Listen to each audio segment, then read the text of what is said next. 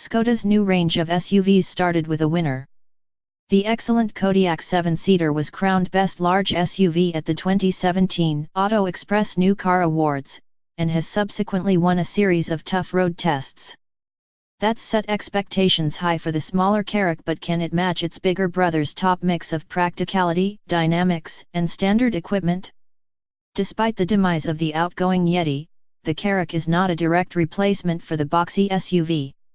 It's 20 centimeters longer than the old car and much bigger inside. Best crossovers and small SUVs. We first drove a prototype version of the Karoq way back in May, and came away impressed by the newcomer. But this is our first chance to try a production version of Skoda's small SUV, albeit on a limited run around the challenging Centro Sperimentale Bellico in northern Italy. Visually, the Karoq reminds us of the larger Kodiaq in many ways, with that recognizable Skoda grille and headlights, and the sharp creases in the bodywork. But it's not the other Skoda this car has to worry about. Instead, its talented rivals, including the Peugeot 3008, Mazda CX-5 and Seat Ateca, that the new Karoq will go up against.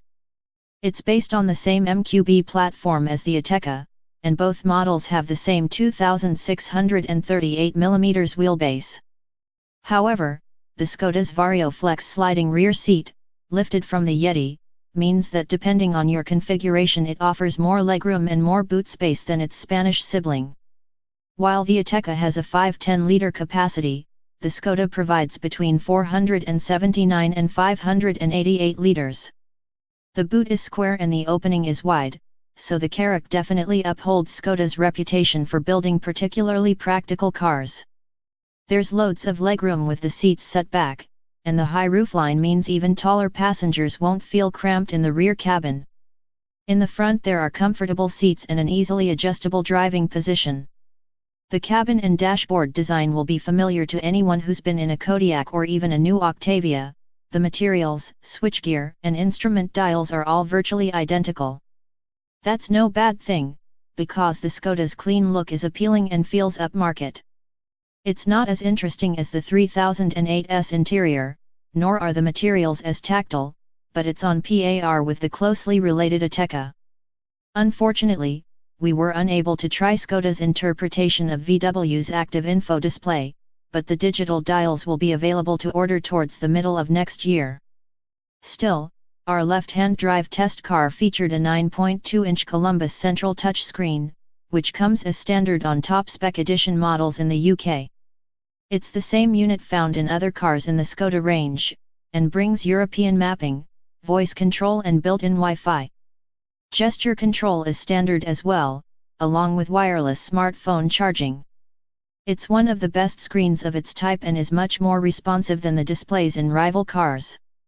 It's intuitive and looks good, too, although it does pick up fingerprints easily and can be fiddly to use on the move. Smooth tarmac on our test route prevents us from delivering a definitive verdict on the ride quality, but on first impressions the Skoda does feel more compliant than the Ateca without losing too much in terms of agility. The steering is light but accurate, so it's easy to place on the road.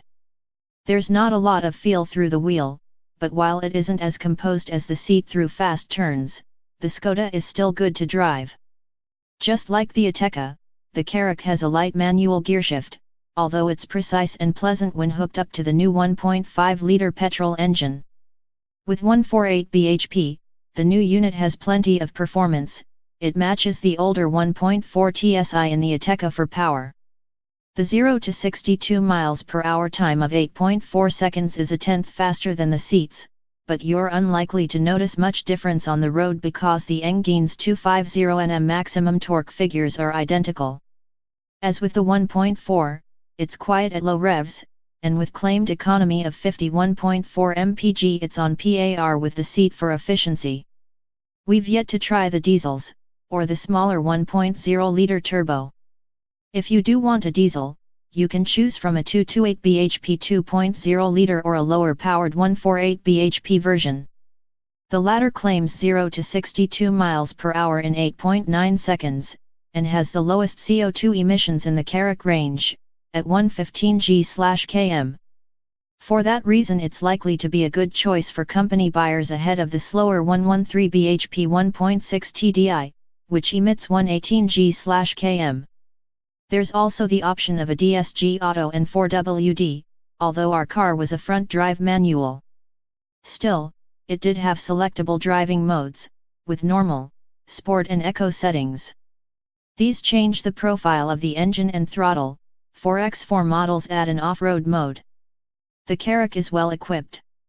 Entry-level SE cars feature DAB, Bluetooth, dual-zone climate control, 17-inch alloys and LED daytime running lights.